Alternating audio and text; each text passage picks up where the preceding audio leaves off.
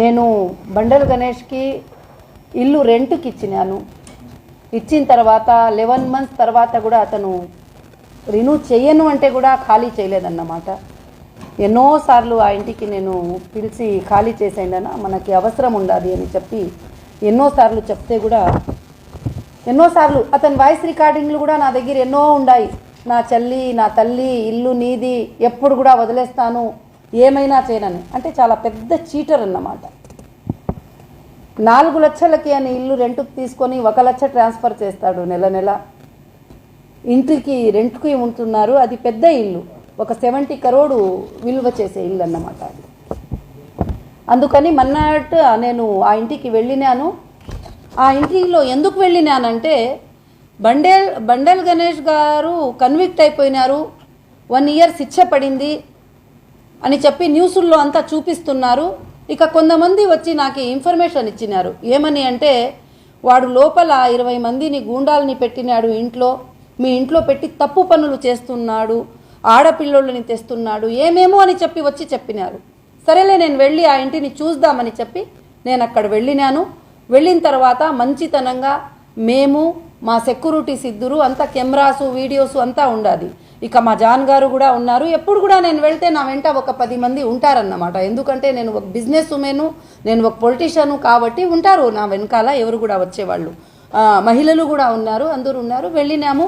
ఏమన్నా అని చెప్పి ఇట్లా మాట్లాడే కొరికి నా చెల్లి నా తల్లి నువ్వు కూర్చో, ఇక్కడ కూర్చో, నా చెల్లెల కన్నా ఎక్కువ అని చెప్పి కావాలంటే వీడియోలో అంతా చూడొచ్చు.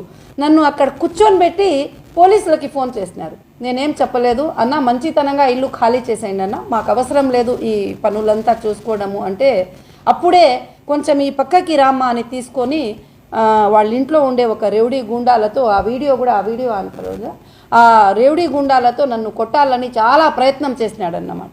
వాడిది ఇది ఏమిటంటే చూడు ఇక్కడ చూడండి, సంపుతాను అని చెప్పి అంతా వచ్చినాడు. ఇతను రేవడియిజము గుండాయిజము చేసినాడు, కానీ నేను చేసినానని చెప్పి తప్పుగా చెప్తున్నారన్నమాట అందరూ. ఆ తర్వాత అన్నా అని పిలుస్తున్నాను నేను.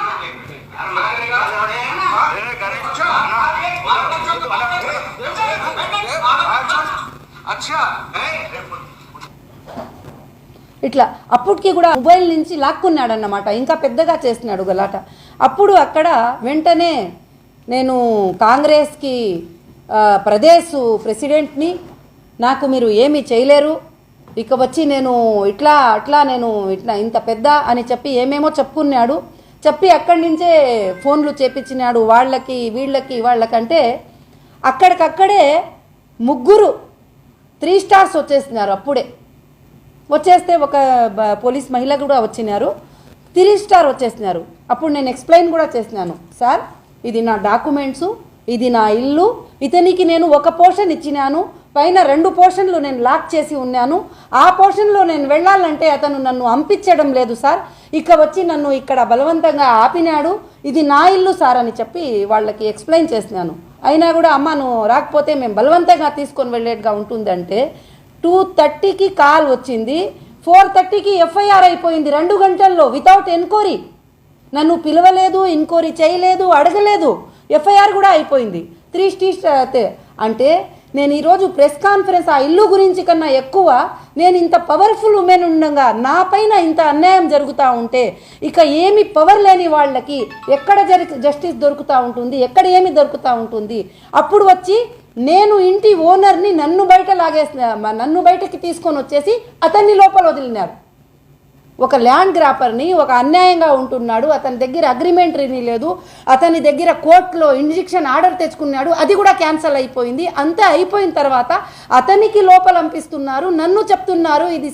నేను పోయి సార్ మీరు కంప్లైంట్ తీసుకోండి సార్, ఇది చూడండి ఇట్లా క్రిమినల్గా బిహేవ్ చేస్తున్నారు నా పైన, నేను ఎవరిపైనా చేయను, నేను అన్న అని పిలుస్తున్నాను. అప్పుడు కూడా ఇట్లా బాటలు ఎత్తుకొని కొట్టడానికి అంతా వచ్చినాడు సార్ అని చెప్తే ఇది సివిల్ మ్యాటర్ అమ్మా, ఇక్కడ ఇది కాదు, ఇది క్రిమినల్ కాదని. కానీ ఎవరు కానీ అన్యాయంగా ఉన్నాడో వాడికి అంటే ల్యాండ్ గ్రాపర్లకి అంతా పోలీస్ ఇట్లా ప్రొటెక్షన్ చేస్తే ఓనర్లు బయట అయిపోతారు, ల్యాండ్ గ్రాపర్లు రెవడీ సీటర్లు అంతా లోపల కూర్చుంటారన్నమాట, వాళ్ళకి చాలా ఫ్రీగా ఉంటుంది. అట్లాగే మాది ఎస్ఏ కాలనీలో కూడా మొన్న జరిగి ఉంటే అప్పుడు మేము పోయి హైకోర్టుకి రీచ్ అయినాము. ఇట్లా చేస్తున్నారు, అన్యాయంగా బీగాలు తీసుకొని వెళ్ళిపోవడము, అంటే కమిట్ అయిపోయి వాళ్ళకి సపోర్ట్ చేయడం, అన్యాయంగా ఉండే వాళ్ళని లీగల్ ఓనర్స్కి బయట తోసేయడము, ఇట్లా జరిగితే టోటల్గా అన్యాయం అవుతుందని ఈ ప్రెస్ కాన్ఫరెన్స్ కూడా నేను అదే పెట్టి చెప్పాలని ఉన్నా. అన్యాయము ఎప్పటికీ గెలవదు. ఇప్పుడు